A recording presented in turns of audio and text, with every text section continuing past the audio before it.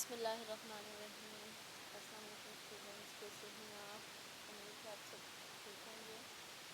आज हम अपना फर्स्ट ईयर केमिस्ट्री का 14th लेक्चर स्टार्ट कर रहे हैं, which is from the 7th chapter of your book, that is thermochemistry. इसमें आज हम इंट्रोडक्शन ऑफ थर्मोकेमिस्ट्री और फर्स्ट लॉ ऑफ थर्मोडायनेमिक्स को स्टडी करेंगे। Before going into the details of thermochemistry, we should know that what is thermochemistry and what are the different terms which are used in thermochemistry. तो सबसे पहले तो thermochemistry चूँकि heat changes से related है, तो फर्स्ट हमें पता होना चाहिए कि what is the heat. So the transfer of thermal energy between two bodies that are at different temperature. एक बॉडी है आपके पास हाई टेम्परेचर पे और एक है लो टेम्परेचर पे.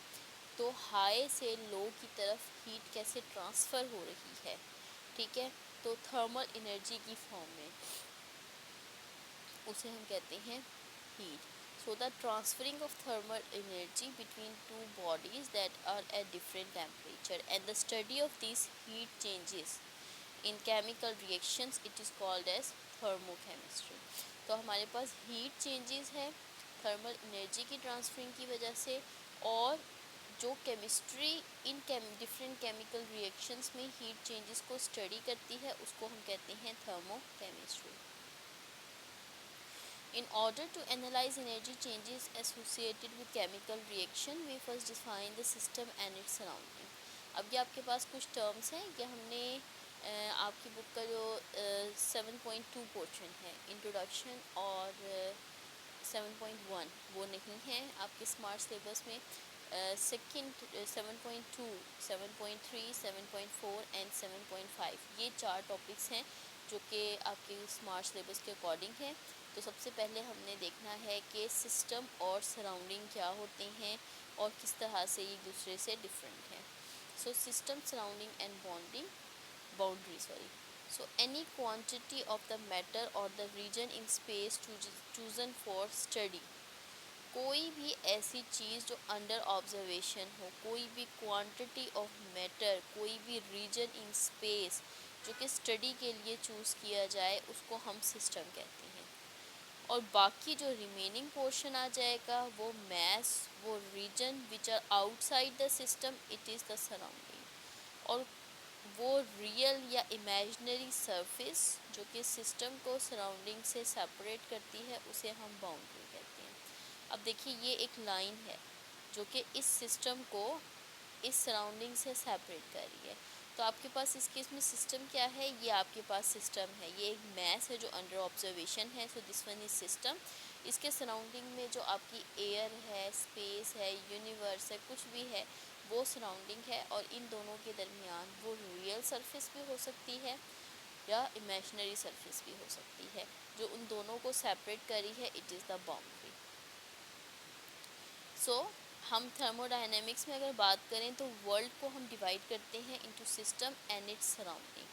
सिस्टम क्या है? Any part of the universe which is under study, which is separated from the rest of the universe by a well defined boundary. तो वो सिस्टम क्या है? वो है जो कि अंडर स्टडी है. The part of the universe, मतलब इधर इतनी बड़ी डेफिनेशन करती है कि सिर्फ और सिर्फ आपका एक बीकर नहीं है, एक टेस्ट ट्यूब नहीं है, किसी भी वो सिस्टम क्या है, कोई भी वो पार्ट ऑफ द यूनिवर्स जो अंडर स्टडी है, उसको हम सिस्टम कह रहे हैं. और वो अपनी सराउंडिंग से सेपरेटेड है by a well defined boundary. और सराउंडिंग क्या है? Which is consist of anything else outside the system rest of the universe. उसी यूनिवर्स का बाकी तमाम रिमेनिंग पोर्शन सिस्टम के अलावा, उसको हम सराउंडिंग कह रहे हैं. अब सिस्टम हमारे पास डिफरेंट तरीके के होते हैं, डिफरेंट तरह के होते हैं सिस्टम जो अंडर ऑब्जर्वेशन है. According to thermodynamics, they may be open, they are closed और isolated. अब इनमें फ़र्क क्या है ओपन सिस्टम में, क्लोज सिस्टम में और आइसोलेटेड सिस्टम में? ओपन सिस्टम क्या होता है? ओपन सिस्टम वो सिस्टम है जिसमें कि हम एनर्जी को भी एक्सचेंज कर सकते हैं और मैटर को भी एक्सचेंज कर सकते हैं. जैसे देखिए आपके पास एक बीकर है और ये खुला हुआ है, ठीक है, इसमें ना कोई पिस्टन लगी हुई है ना और कुछ लगा हुआ है. तो इसमें क्या हो रहा है, अगर कोई रिएक्शन हो रहा है, कोई गैसेस प्रोड्यूस्ड हो रही हैं, वो इसमें से बाहर भी जा सकती हैं, कोई गैस है वो अंदर भी आ सकती है, इसका मतलब एक मैटर का एक्सचेंज भी हो रहा है।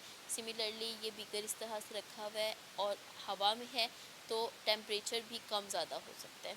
So the energy and the matter both then can exchange. ये देखें, ये आपके पास जो है red colour is for energy and blue colour is for matter. तो इस केस में दोनों का एक्सचेंज हो रहा है सिस्टम का सराउंडिंग के साथ। अच्छा, अब अगर आपके पास है क्लोज सिस्टम, क्लोज सिस्टम इस तरह से आ जाता है। क्लोज सिस्टम में आपने सिंपल क्या किया है, इसको ऊपर से कवर कर दिया है। तो कवर करने की वजह से मैटर का एक्सचेंज नहीं हो पा रहा, मैटर एक्सचेंज नहीं हो रही क्योंकि क्लोज सिस्टम आ गया। लेकिन एनर्जी कैन बी एक्सचेंज। क्या आपने इसे किसी ख़ास जगह पे नहीं रखा, आपने क्या किया है इसको सिंपल, जैसे अगर आप पानी है, पानी को या चाय बना के चाय को ऊपर से ढक के रख देते हो, तो अगर आप उसे खाली रख देंगे तो वो तो ठंडी हो जाएगी ना कुछ देर बाद, उसने हीट एक्सचेंज की है सराउंडिंग के साथ। तो ये है क्लोज सिस्टम कि आपने उसे क्लोज कर दिया है but you can not isolate it. तो हम इसका मैस एक्सचेंज नहीं कर रहे लेकिन एनर्जी इसमें एक्सचेंज होगी। फिर आ जाता है आइसोलेटेड सिस्टम, जिसमें ना तो मैस एक्सचेंज हो सकता और ना ही एनर्जी एक्सचेंज हो सकती। जैसे अगर आपने चाय बनाई है और चाय बना के उसको थर्मस में डाल के रख दिया है, तो थर्मस में एक फ्लास्क है जिसके दरमियान में स्पेस है जो उसको आइसोलेट कर रहा है from the rest of the universe या रेस्ट ऑफ द सराउंडिंग। तो उस केस में जितनी देर के लिए आप चाय रखेंगे, सुबह से शाम तक भी वो चाय गर्म रहेगी, वो ठंडी नहीं होगी। It means there is no exchange of energy. ठीक है, तो ये आपके पास तीन सिस्टम है, open system, close system and the isolated system. यहाँ पे दोबारा उस चीज़ को थोड़ा सा एलेबोरेट किया गया है कि इन केस ये देखिए यहाँ पे आपके पास जो है वो सराउंडिंग और सिस्टम, ये एनर्जी सराउंडिंग से आ रही है और सिस्टम से बाहर जा रही है। अच्छा, एक और चीज़, अगर हीट, ये अमाउंट ऑफ हीट है, ठीक है, क्यू, अगर कोई भी सिस्टम बाहर से हीट एब्जॉर्ब करता है, ठीक है, तो उसके लिए जो हीट एब्जॉर्ब है वो डेल्टा एच या डेल्टा क्यू होगी and this reaction it is endothermic. ठीक है, मतलब वो बाहर से एनर्जी एब्जॉर्ब कर रहा है। और अगर सिस्टम में से एनर्जी बाहर जा रही है तब इसकी एच की वैल्यू नेगेटिव होगी and this reaction is exothermic, मतलब कि इसका टेम्परेचर ज़्यादा हो गया। जो एंडोथर्मिक होती हैं जब उनमें रिएक्शन होता है तो उनका टेम्परेचर डिक्रीज़ कर जाता है, वो ठंडे हो जाते हैं और वो बाहर से एनर्जी एब्जॉर्ब करते हैं।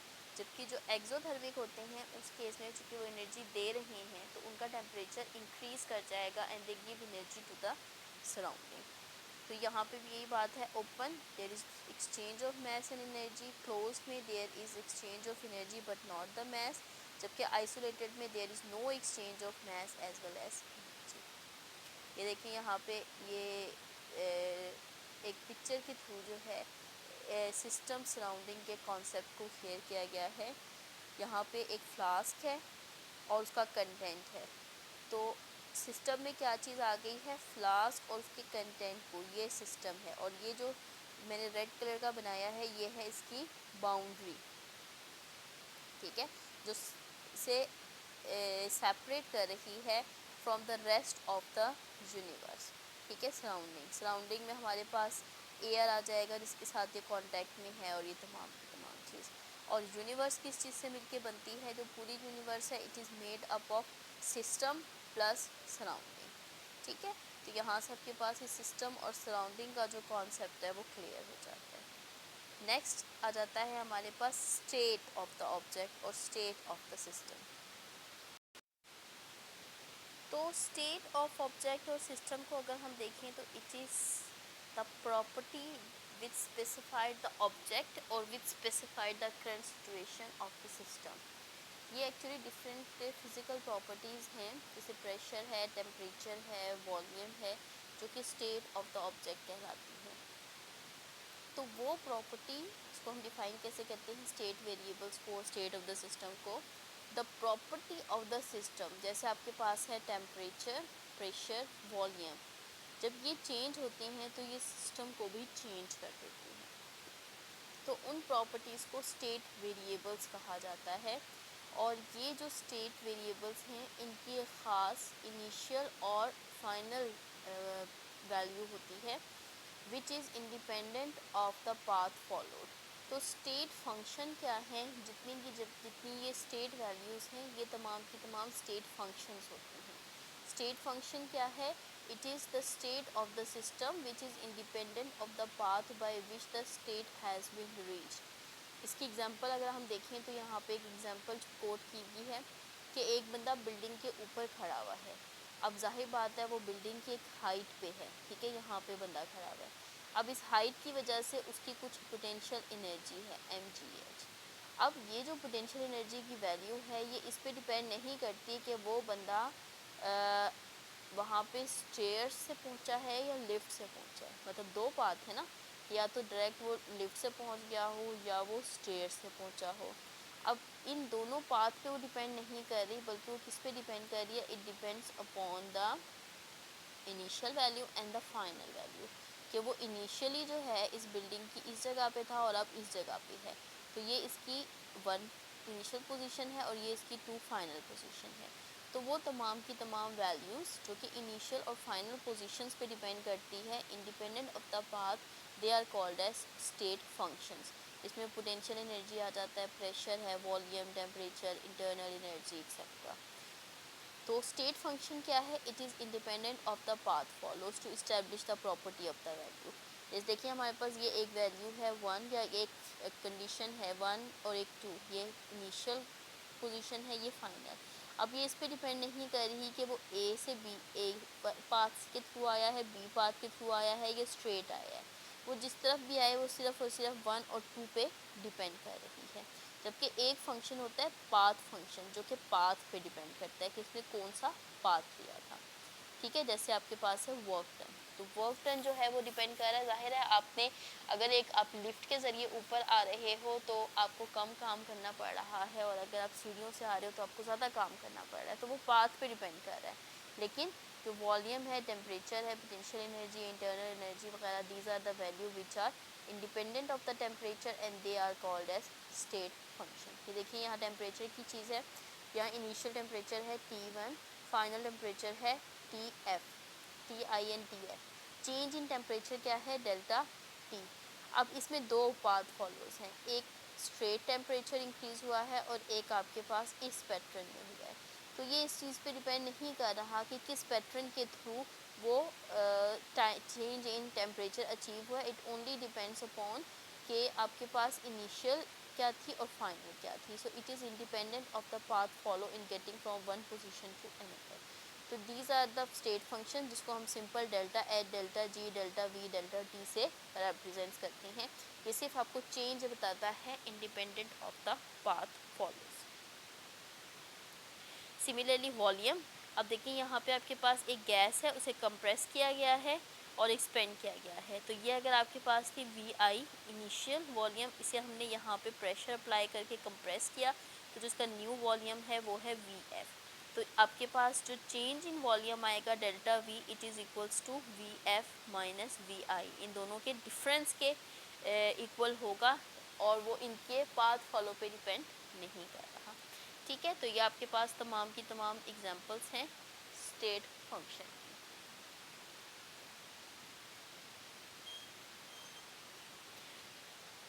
द नेक्स्ट टॉपिक इज़, तो ये आपके पास था सिस्टम, सराउंडिंग और स्टेट फंक्शन वगैरह। नेक्स्ट है इंटरनल एनर्जी।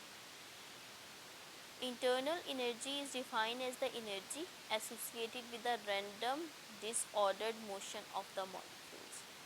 अब it is the total energy of the system. ये टोटल एनर्जी कंटेंट जो है उसको इंटरनल एनर्जी कहते हैं। अब इस केस में जो एनर्जी है वो दो तरह की है, एक है पोटेंशियल एनर्जी और एक है आपके पास काइनेटिक एनर्जी। ठीक है, इन दो एनर्जीज़ की वजह से आपके पास जो टोटल एनर्जी आ रही है सिस्टम की वो है इंटरनल एनर्जी। अब ये आपके पास है वाटर का एक ग्लास। अब इस वाटर के ग्लास की इंटरनल एनर्जी क्या है, इन दो एनर्जीज़ के इक्वल। अब काइनेटिक एनर्जी किस चीज़ के इक्वल है, microscopic kinetic energy is the part of internal energy. जो मॉलिक्यूल्स हैं, जो वाटर के मॉलिक्यूल्स हैं, they are continuously in motion वो मूव कर रही हैं रूम टेम्परेचर पे, और उनकी जो मोशन है वो कंट्रीब्यूट कर रही है टूवर्ड्स द काइनेटिक एनर्जी। फिर आ जाते हैं इन मॉलिक्यूल्स के दरमियान अट्रैक्टिव फोर्सेस। ठीक है, जो इनके दरमियान अट्रैक्टिव फोर्सेस हैं, इनके दरमियान मौजूद बॉन्ड्स हैं, covalent bonds, hydrogen bond, these bonds are account for the potential energy. तो आपके पास ये दो एनर्जीज हैं, काइनेटिक एनर्जी और पोटेंशियल एनर्जी। इन दोनों एनर्जी को मिला के इनका जो सम है वो हमारे पास इंटरनल एनर्जी के इक्वल आता है। So the sum of the kinetic and potential energy of the system, it is called as internal energy. So internal energy of the system, it is the sum of all the kinetic and potential energy of all the components of the system, और इसको हम ई से represent करते हैं। अब इस case में हमारे पास दो तरह के सिस्टम्स हैं। ठीक है, देखिए ये आपके पास है इनिशियल स्टेट, ये है फाइनल स्टेट। अगर इनिशियल और फाइनल, इनिशियल से एनर्जी लूज़ हो रही है फाइनल के लिए, तो एनर्जी लॉस्ट हो जाएगी इन द सराउंडिंग, और इस केस में आपके पास डेल्टा ई की value it is less than 0। ठीक है, क्योंकि आपके पास डेल्टा ई किस चीज़ के इक्वल आएगी, delta E is E F minus E I, इस चीज़ के इक्वल है। एफ़ की वैल्यू कम है तो answer it is less than 0 या माइनस में आएगा। अब दूसरे केस में ये आपके पास इनिशियल है, ये फाइनल स्टेट है, तो एनर्जी क्या हो रही है, गेन हो रही है। तो इस केस में डेल्टा ई की वैल्यू आपके पास इट इज़ ग्रेटर देन 0 और एनर्जी गेन होगी फ्रॉम द सराउंडिंग। तो इंटरनल एनर्जी डिसाइड करिए कि एनर्जी गेन होगी या लॉस्ट होगी। तो चेंज इन इंटरनल एनर्जी किस वजह से आती है, अपने हीट लॉस की जैसे बात की कि इंटरनल एनर्जी चेंज हो रही है, लॉस्ट हो रही है। तो दो चीज़ें ऐसी हैं जिस केस में हम internal energy of the system को इंक्रीज़ या डिक्रीज़ कर सकते हैं। वो दो चेंजेस हैं, एक है हीट और एक है वर्क डन। कि हम सिस्टम और सराउंडिंग इसकी एनर्जी को चेंज कर सकते हैं, या तो हीट को एब्जॉर्ब और इवॉल्व करवा के, यानी कि अगर आपके पास Q की वैल्यू प्लस होगी या माइनस होगी, वो अभी मैं आपको बताती हूँ, और वर्क डन के थ्रू, कि अगेन वर्क डन भी सिस्टम से सराउंडिंग पे हो सकता है और सराउंडिंग से सिस्टम पे हो सकता है।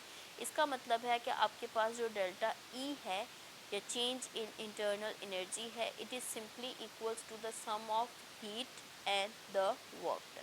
अब पहले हम हीट और वर्क डन को देख लेते हैं। ठीक है, क्या होता है, thermochemistry is the study of how energy changes in the form of heat consumed and the produced by different chemical reaction। ये आपके पास chemical reaction है। तो work done इसमें किस चीज़ के इक्वल है, it is force into distance।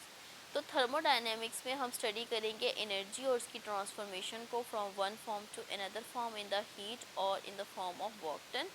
Heat क्या है, it is the quantity of heat required to change the temperature of 1 gram of water by 1 degree Celsius। अब हीट में दो वैल्यूज़ हैं, कैलोरीज और जाउल। तो अगर आपको इतनी अमाउंट ऑफ हीट रिक्वायर्ड हो जो उसकी एनर्जी चेंज कर सके by the difference in temperature of 1 degree centigrade, उसे हम कहेंगे calorie. And the 1 calorie it is equals to 4.184 joule, जो कि इसकी SI यूनिट है। और वर्क डन क्या होता है, in chemistry we are dealing with pressure volume work done. When a process occur in an open container, commonly the only work done is a change in the volume of the gas pushing on the surrounding or being pushed on by the surrounding। ठीक है, कि आपके पास देखिए यहाँ पे एक height थी इसकी, यहाँ पे ये एक हाइट है HI, इस पे प्रेशर अप्लाई हो रहा है, एक ख़ास प्रेशर P। उस प्रेशर के अकॉर्डिंगली जब इसका प्रेशर रिड्यूस किया गया तो इसने एक न्यू हाइट ले ली HF।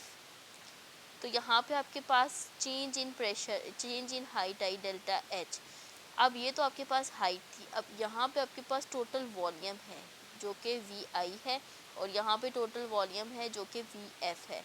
तो ये जो चेंज आ रहा है it is change in volume. तो यहाँ पे हम जो प्रेशर लेंगे, यहाँ पे जो हम वर्क डन लेंगे वो वर्क डन हम प्रेशर वॉल्यूम वर्क डन के हिसाब से लेंगे, जो कि हम इस तरह से शो कर सकते हैं। For thermodynamics work done is equals to pressure and volume. Pressure जो अप्लाई हो रहा है और उसके अकॉर्डिंगली चेंज इन वॉल्यूम आ रहा है, और मोर जनरली हम, और ये माइनस साइन क्या इंडिकेट कर रहा है, the work done it is done by the system. ये देखें आप पीछे यहाँ पे सिस्टम ने क्या किया है, ऊपर की तरफ पुश किया है, तो सिस्टम से सराउंडिंग की तरफ काम हो रहा है। सिस्टम ने काम किया है बाहर की तरफ। जब सिस्टम से बाहर की तरफ काम होता है then it is negative sign, और यहाँ पे नेगेटिव साइन और यहाँ इंटीग्रेट का मतलब क्या होता है, हम जनरली इसको तमाम वैल्यूज़ के लिए अप्लाई कर रहे हैं, पी डेल्टा वी, ठीक है, डेल्टा वी अप्लाई करके इंटीग्रेट कर रहे हैं। तो इसके अकॉर्डिंगली हमारे पास जो है वो ये दो वैल्यूज़ हैं, उसके अकॉर्डिंगली आगे हम फर्स्ट लॉ ऑफ थर्मोडायनेमिक्स को स्टडी करेंगे। फर्स्ट लॉ को हम वैसे देख लेते हैं पहले कि इसकी वैल्यू क्या है, डेफिनेशन क्या है। The first law is usually refer to as the law of conservation of energy, that is energy can either be created not be destroyed but rather transform from one state to another state. मतलब कि आपके पास energy खुद से नहीं बन सकती, ना खुद से ख़त्म हो सकती, बल्कि ये एक फॉर्म ऑफ एनर्जी से दूसरी फॉर्म ऑफ एनर्जी में चेंज हो जाती है। So the energy balance is maintained within the system being studied और defined boundaries. Various energies associated are then being observed as they cross the boundaries of the system। तो हमारे पास different energy changes है, उसको हम study करेंगे। ये पीछे हमने एक चीज़ देखी थी, that is the internal energy, that is the energy, total energy, it is the sum of work done and the heat.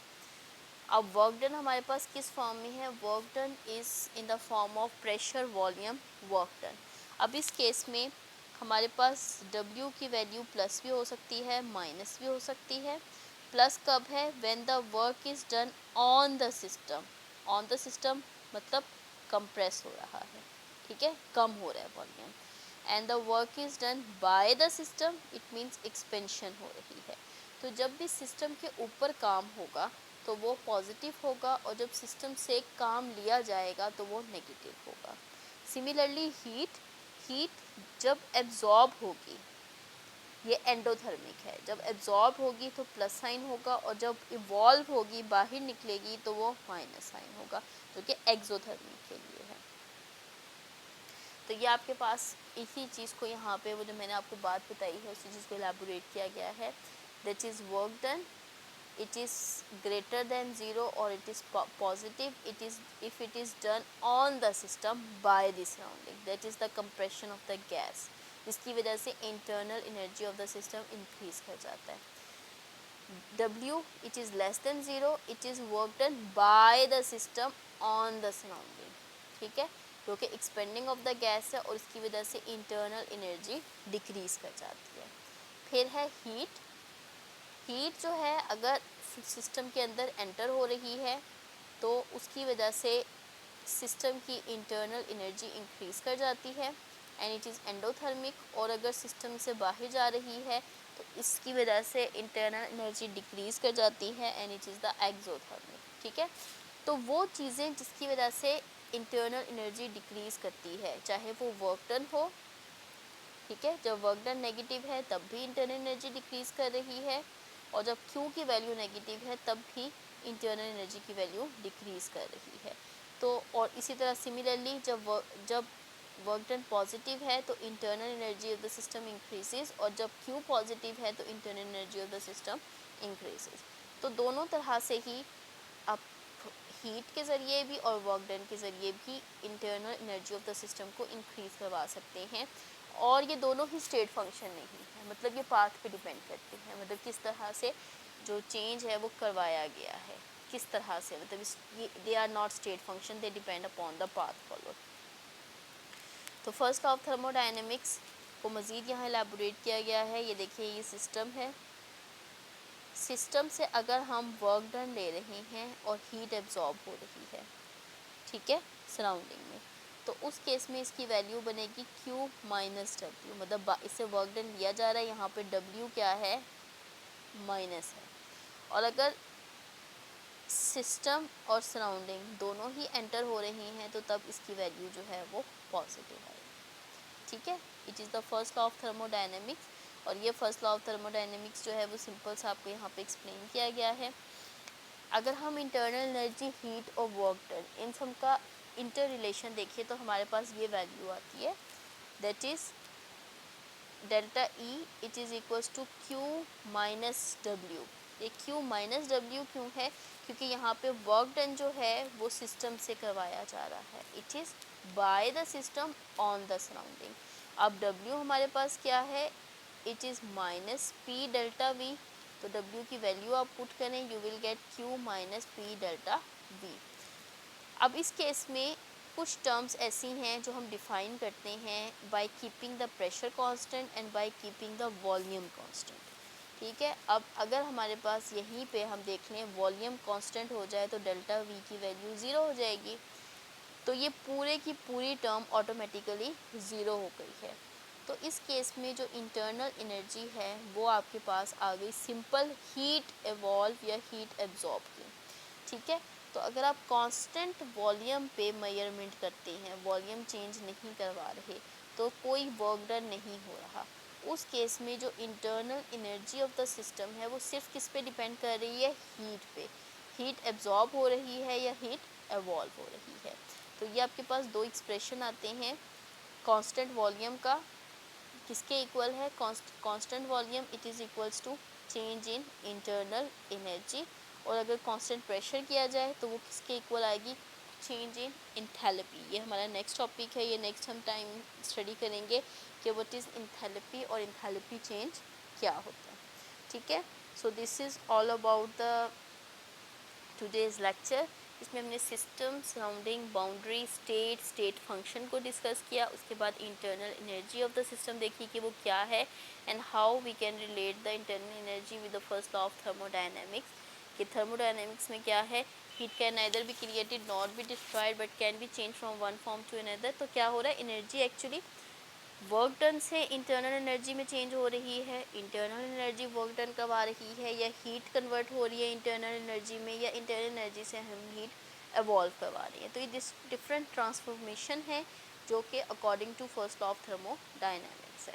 So this is all about today's lecture. Next इंशाल्लाह फिर हम इंथैल्पी और डिफरेंट टाइप्स ऑफ इंथैल्पीज़ को discuss करेंगे। Next lecture तक के लिए अल्लाह हाफ़िज़।